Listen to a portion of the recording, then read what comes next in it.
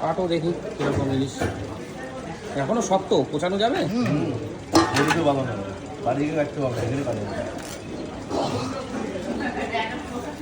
তো বন্ধুরা, ইলিশ মাছ নিলাম পাইকপাড়া থেকে, রাজাদার দোকান থেকে।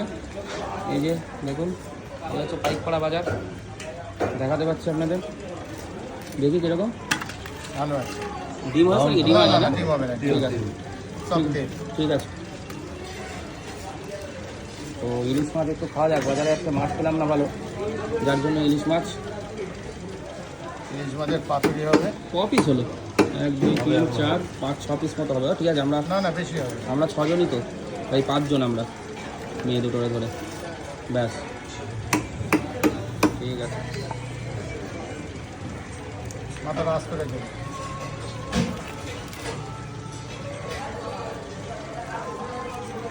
হ্যালো, দেখুন এখানে মাছ নেই আজকে বাজারে, বাজার পুরো ফাঁকা। আমি এসছি শেষ টাইমে, তার জন্য